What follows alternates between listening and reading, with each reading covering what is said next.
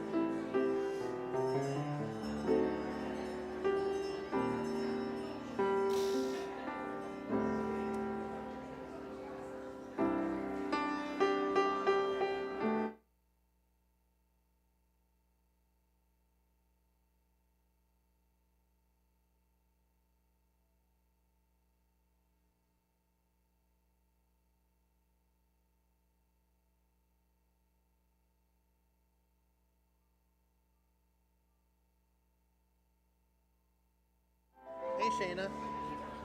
All right, how you doing?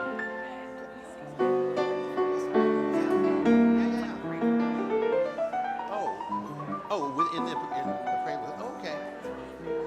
Oh, okay. Yeah, sure. Yeah, okay. Shayna has some words to say before we start.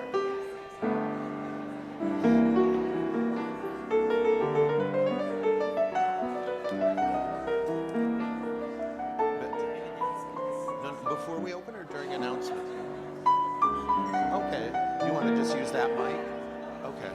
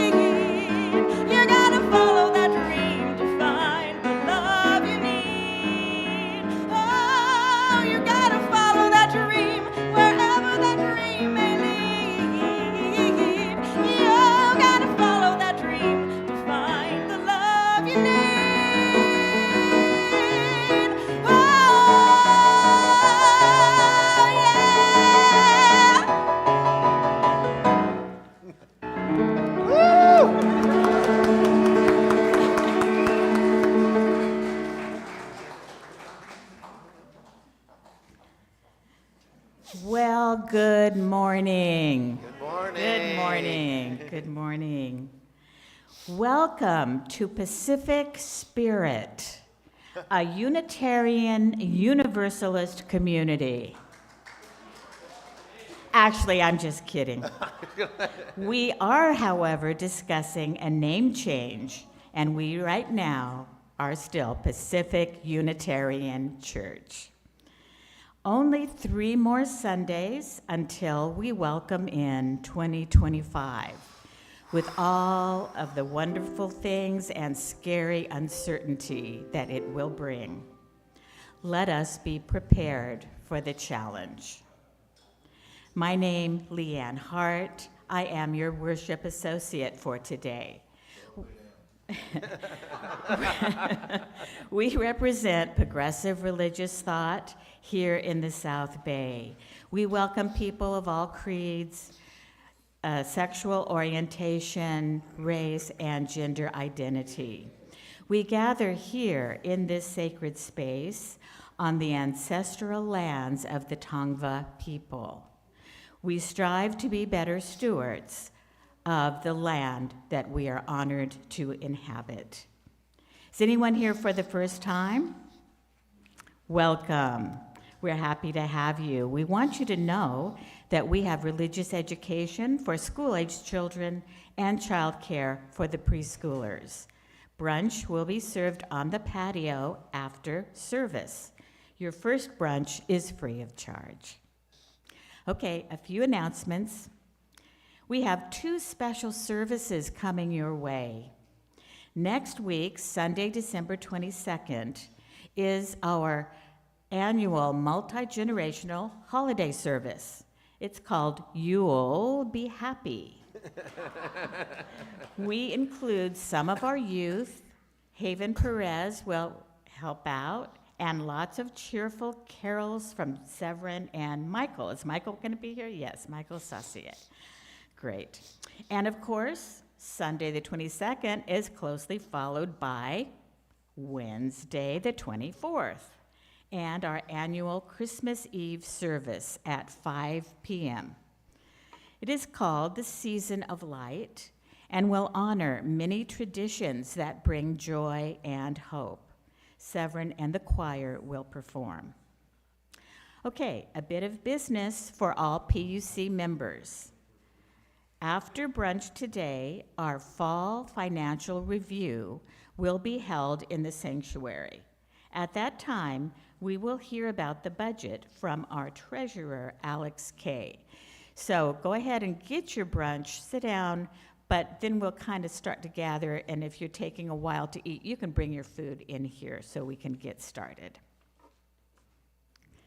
On Sunday, December 22nd, we want to remind you that at 1 o'clock there will be a continued discussion, part of the social justice film that we saw a couple of Fridays ago, that is the film Israelism. The event will focus on the American Jewish experience as it relates to Israel and Palestine.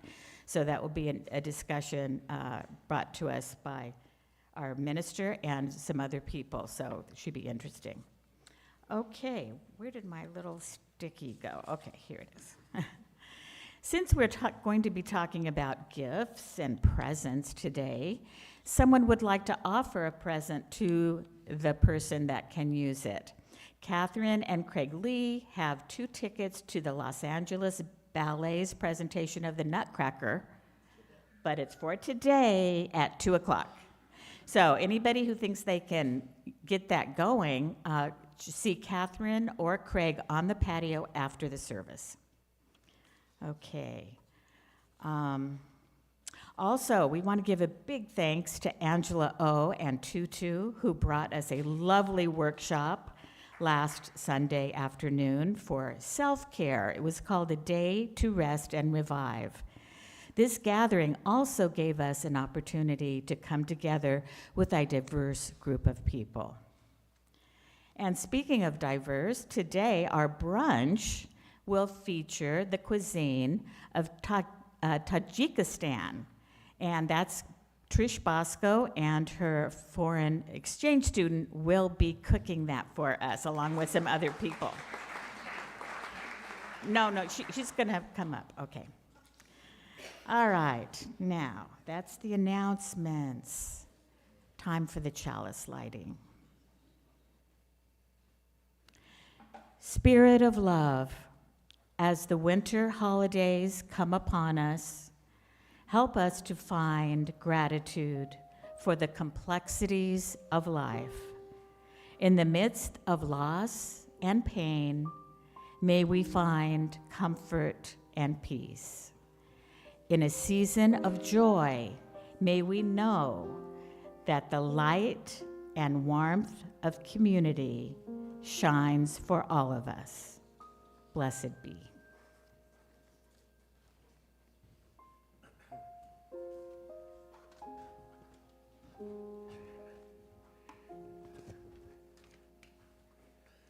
Good morning again. Welcome, everybody. Good morning. Thank you, Leanne. Thank you, Severin and the choir, and Shana for that beautiful prelude.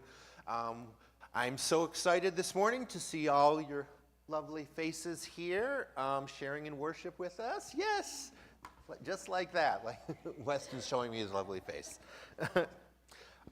And I would like to offer some opening words called A Calm, Clear Place by Jezebel Anat. Let us come into a calm, clear place where we can relinquish our clutter and relax from busyness into being. Yes, where we can breathe in peace and where we can center ourselves in love. With that, let us worship together with our opening hymn, number 1051. Please rise in body or spirit for We Are.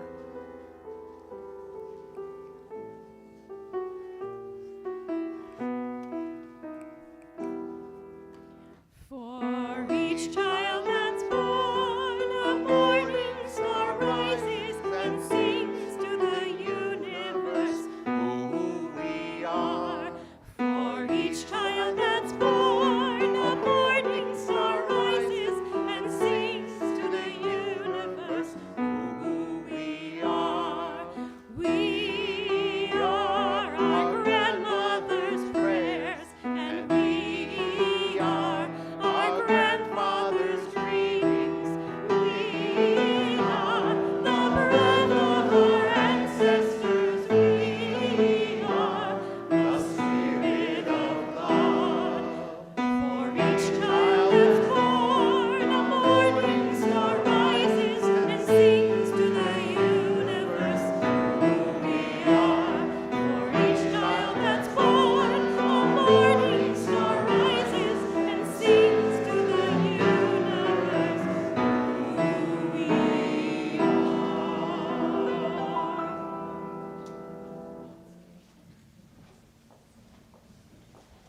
Now please welcome Haven Perez, our coordinator of religious education, for our Moment for All Ages. And everybody young at heart, or just young, could you come up front, please?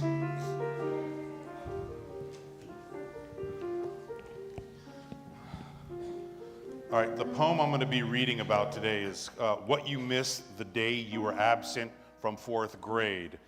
And what's interesting about this poem is it stars a Mrs. Nelson. And I also had a Mrs. Nelson, Gretchen Nelson. And she was both stern and fun. And this does remind me a lot of her. And I just thought that the coincidence was touching when we found this poem. What you missed the day you were absent from 4th grade. Mrs. Nelson explained how to stand still and listen to the wind, how to find meaning in pumping gas, how peeling potatoes can be a form of prayer. She took questions on how not to feel lost in the dark. After lunch, she distributed worksheets that covered ways to remember your grandfather's voice. Then the class discussed falling asleep without feeling you had forgotten to do something else. Something important, and how to believe the house you wake in is your home. This prompted Mrs. Nelson to draw a chalkboard diagram detailing how to chant the Psalms during her cigarette breaks. And how to squirm for sound when your own thoughts are all you hear. Also, that you have enough. The English lesson was that I am is a complete sentence. And just before the afternoon bell, she made the math question look easy. The one that proves that hundreds of questions and feeling cold, and all those nights spent looking for whatever it was you lost, and one person can add up to something. And that's about Mrs. Nelson. Yay. All right, let's go. Oh, you do? Yeah. Go now in peace. May the spirit of love surround you everywhere, everywhere you may go.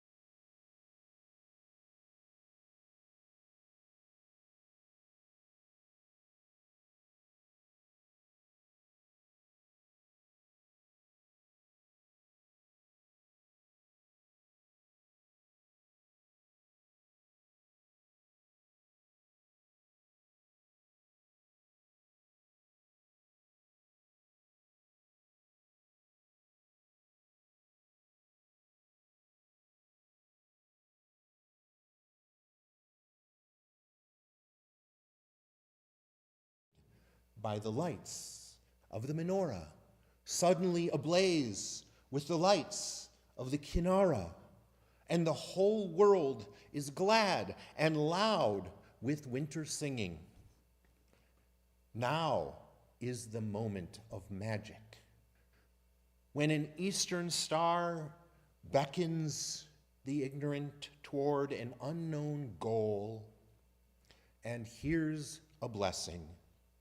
They find nothing in the end but an ordinary baby, born at midnight, born in poverty, and the baby's cry, like bells ringing, makes people wonder as they wander through their lives what human love might really look like, sound like, feel like.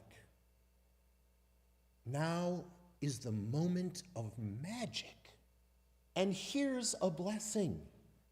We already possess all the gifts we need. We've already received our presents: ears to hear music, eyes to behold lights, hands to build true peace on earth, and to hold each other tight in love.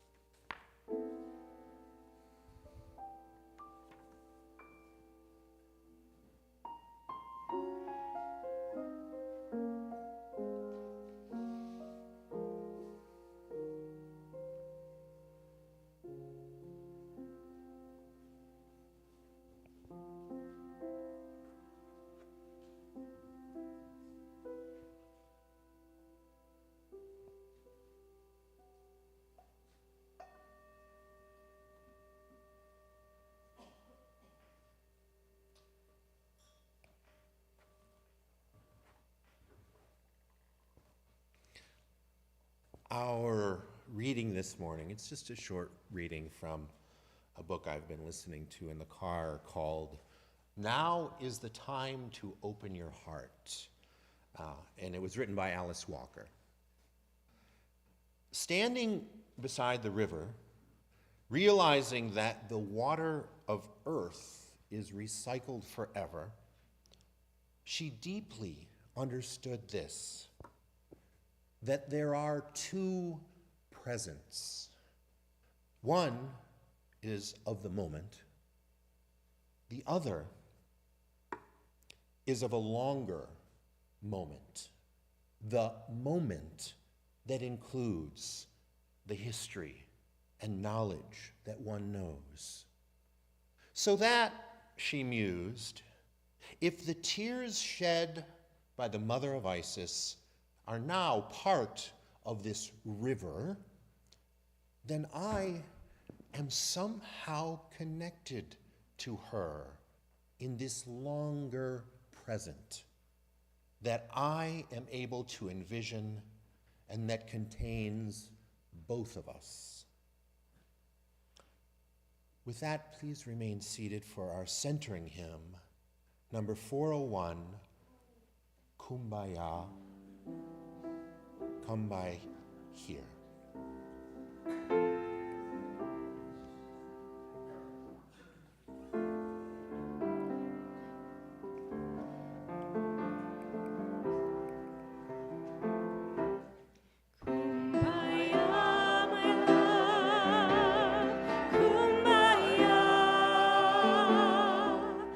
Kumbaya,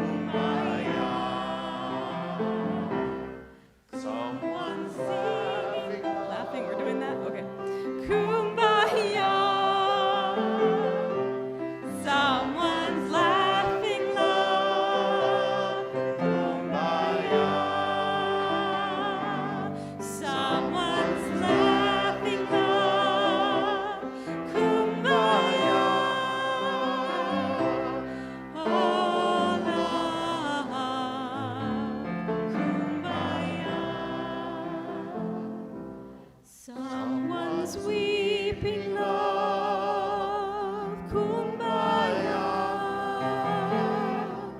Someone's weeping love, kumbaya. Someone's weeping love, kumbaya. Oh, love, kumbaya. Someone's praying love, kumbaya. Someone's praying love, kumbaya. Someone's praying love, kumbaya.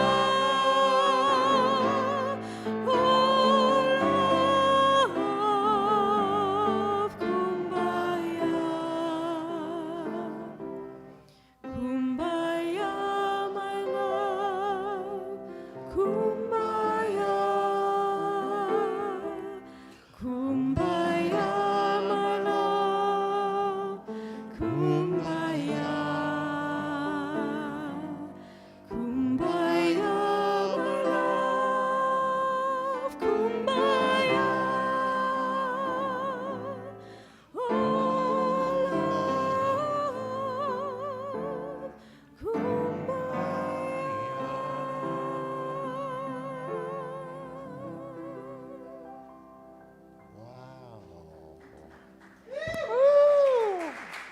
Wow. We need to take everyone out to the campfire right now. Whoever's voice that was amazing. That was beautiful. Thank you so much. Yours, there was someone else too. Yeah. Anyway, it was all beautiful. Thank you so much. So I'm going to talk today, as it said in the program, about the presence of presence. Not about the presence of presence, but rather about the presence of presence. So I hope that clears things up for everybody. Okay, good. One of my favorite holidays growing up was Hanukkah. I grew up Jewish, as many of you know. And although young boys are often fascinated by fighting, it wasn't because the Maccabees led a successful revolt against the Seleucid Empire, if there can even be such a thing as success in war. I despised violence, even as a child, likely due to the fact that growing up in a household with 6 children, there was no lack of it. It was also not my favorite holiday because of the story that came later, meant to venerate God, about a miracle in the form of a 1 day's worth of oil lasting 8 days. I was also a budding atheist even then. And it wasn't even the fact that not only did we eat greasy foods on Hanukkah, but it was actually a required part of the celebration to eat greasy foods. Although latkes and jelly donuts greatly contributed to my love of the holiday, that wasn't the reason. To understand why it was my favorite holiday, I have to set the scene for you. Permit me. So, my entire large extended family, including all my siblings and my many, many, many cousins, would gather at my great aunt Chili and Uncle Marv's house. Yes, that was her name when she immigrated, Chili. And her sister was Fanny, by the way. We don't know what their original names were. So we would all gather at Chili and Marv's house to celebrate. All my brothers and sisters, all these cousins. And after we ate and after we lit the candles, we would then descend into their basement for the culminating ritual. And I can still clearly remember walking down those stairs to the glorious sight of at least 4 large beds pushed together, completely covered end to end with presents, piled halfway to the ceiling. And the reason there were so many gifts was because each family was meant to bring a gift for each and every child present. I don't know what mathematically challenged adults planned it this way. And even though I imagine they never heard the end of it from the other adults, once they had established this ridiculous system, a change would have certainly been met with a revolt from the kids that put the Maccabees to shame. So all of us children, we would sit on the floor in front of this mountain of gifts, and each one of us would hold an extra large garbage bag.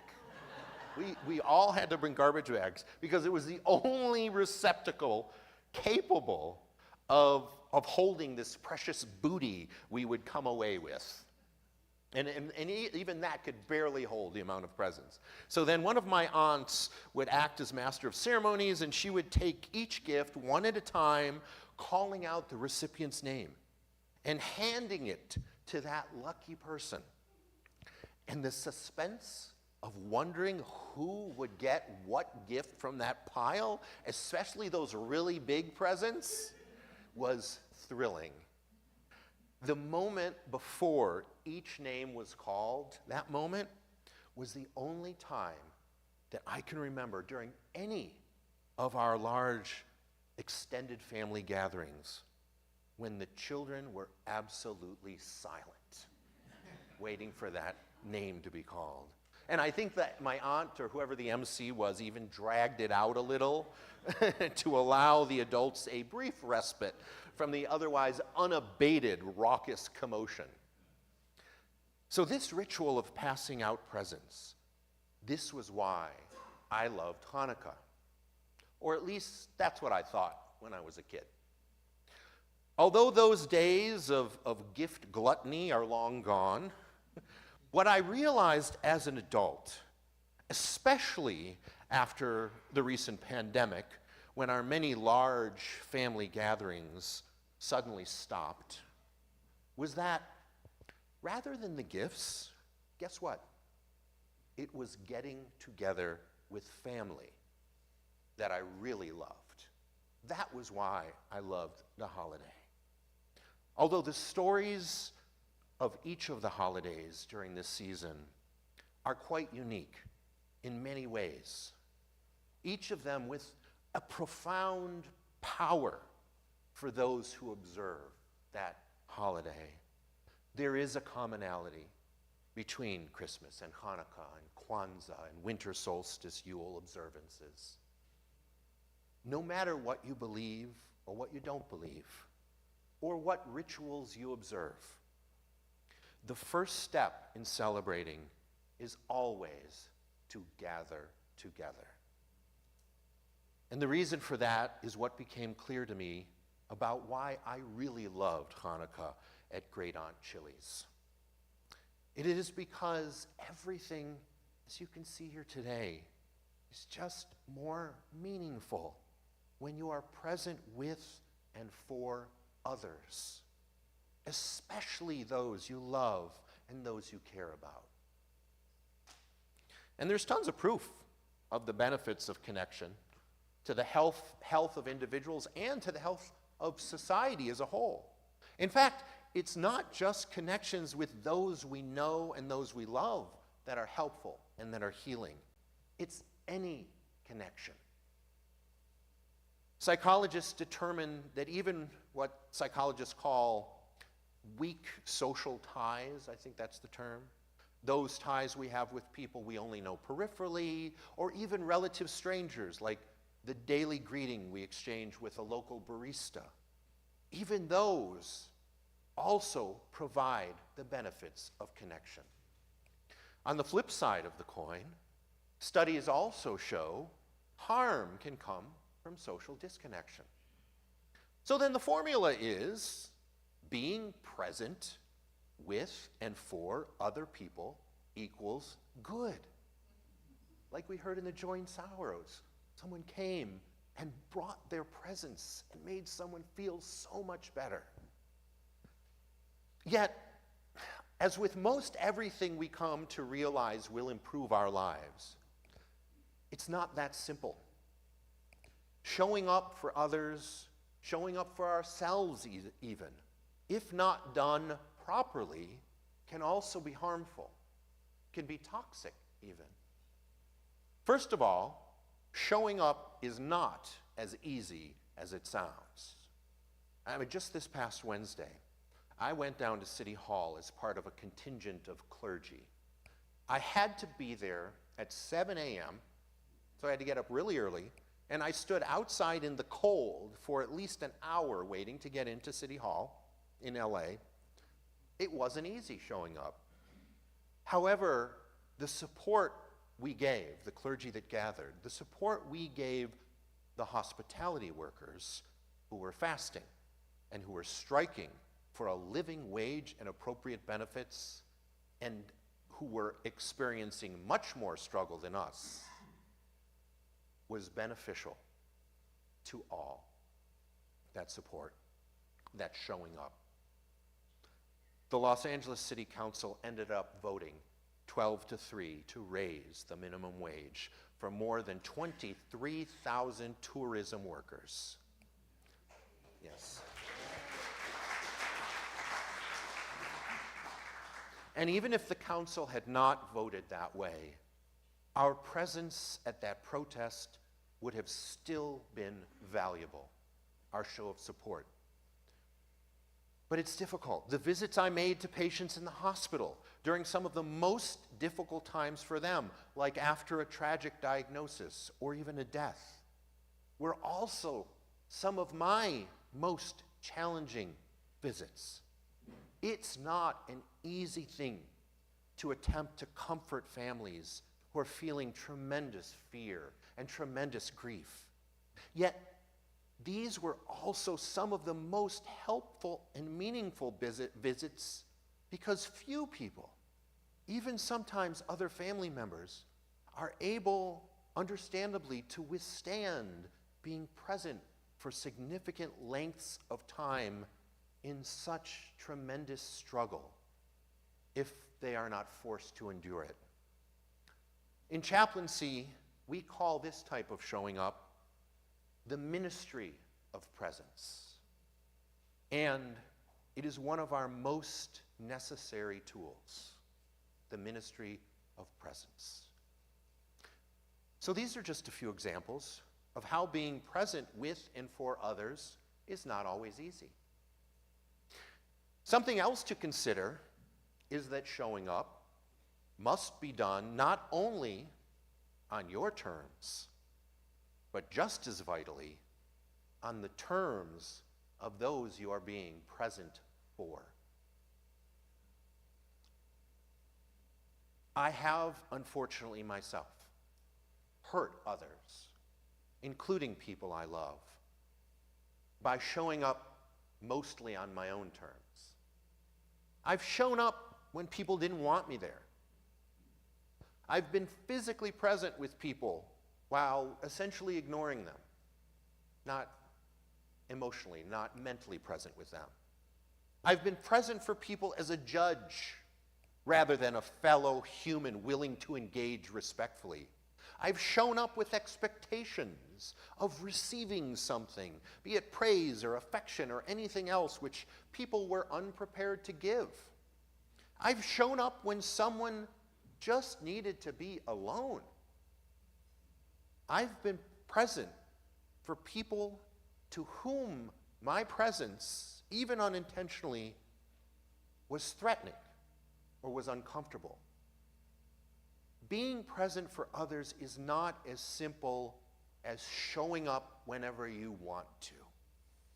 In fact, I've seen harm done with something as seemingly harmless as a text to say, "I love you," when that text is sent for the sake of the sender without consideration of the receiver's feelings.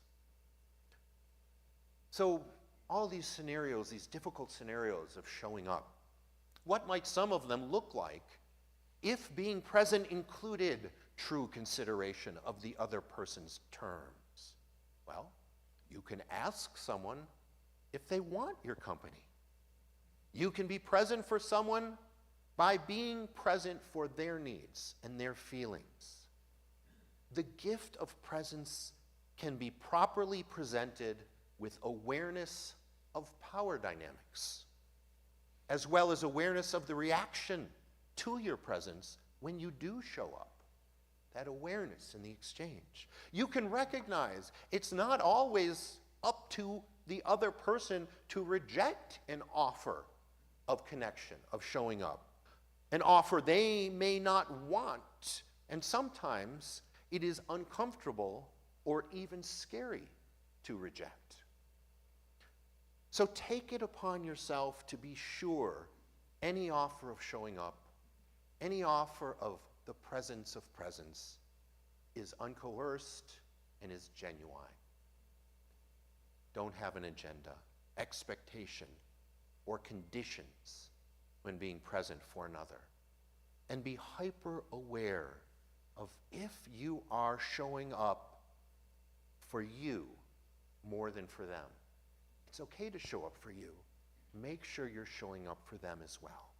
Don't prejudge or make assumptions. Even if you know the person you are showing up for ostensibly has identities and has qualities with which you disapprove, you may still and probably will be upset by things that that person believes or things that they do.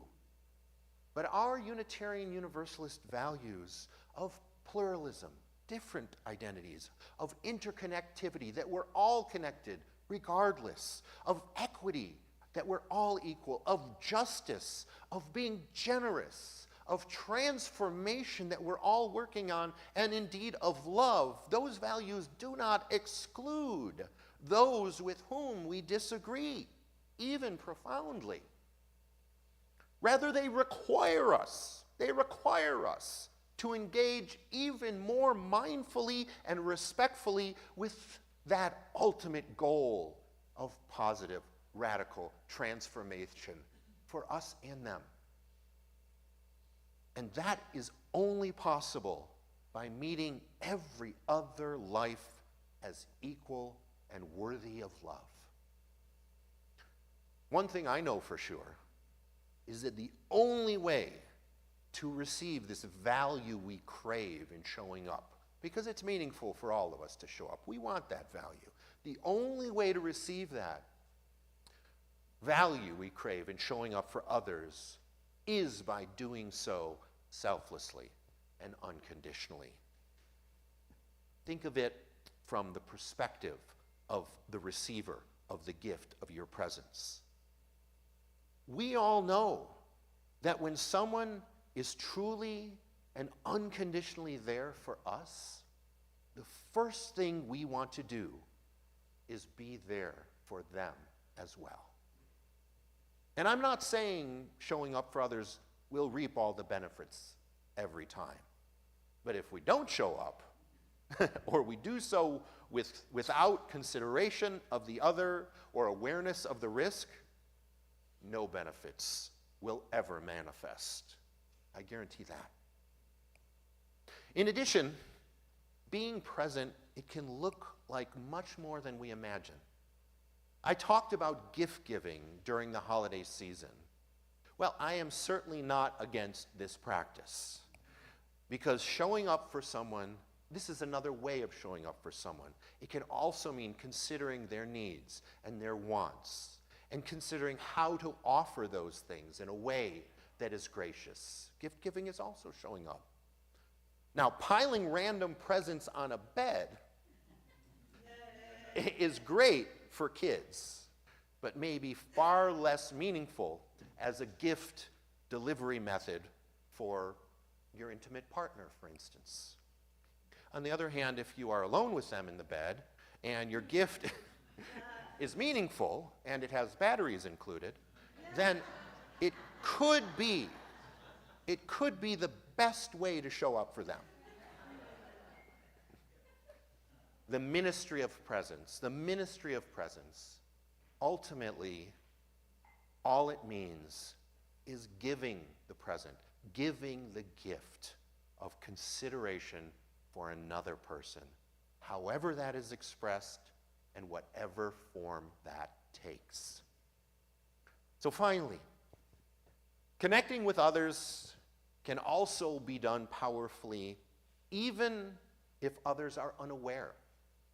I've seen countless stories of people doing good deeds or leaving kind notes anonymously. Spreading kindness in this way is also being truly present for the entire world, as that energy is passed on to everyone.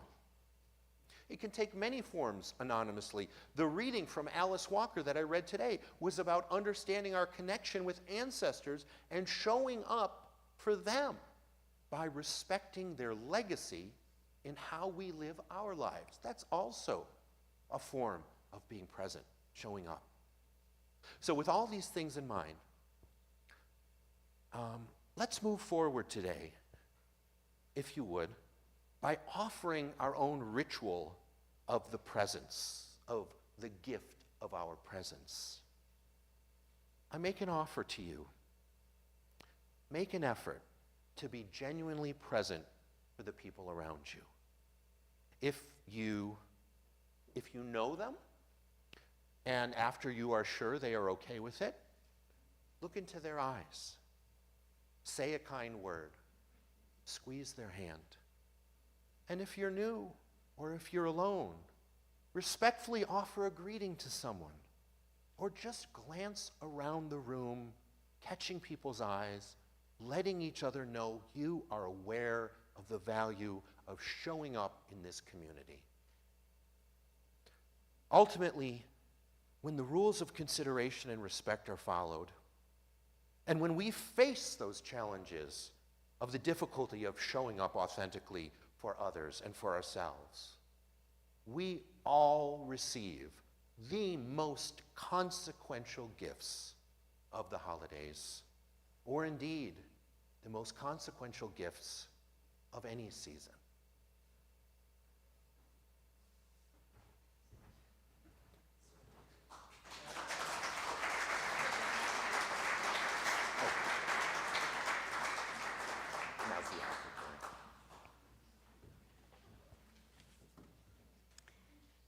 It is now time for our offertory. In this season of gifting, we want to thank you for remembering to bring your pledges and gifts to Pacific Unitarian, without which we would not be here. Thank you, everyone, for your generosity.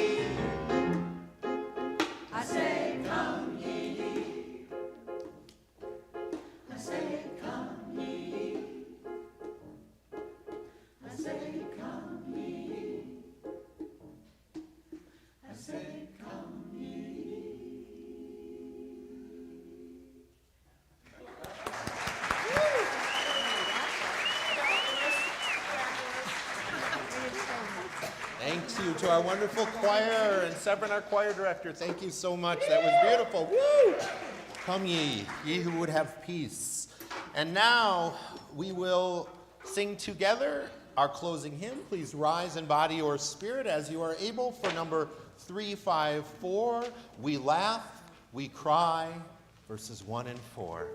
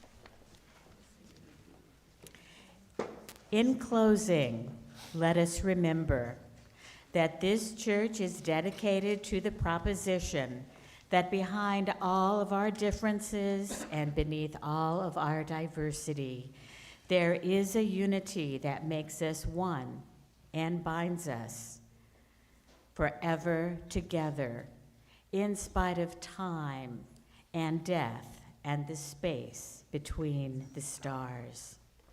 We pause in silent witness to that unity.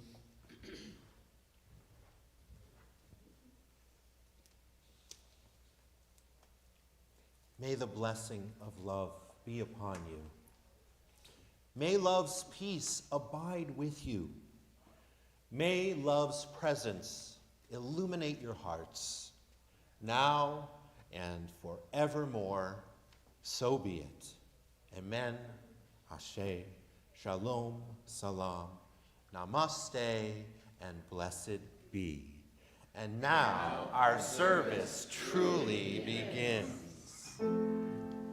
Please stay for the postlude and then join us afterwards for brunch and the financial meeting as well, which will be afterwards.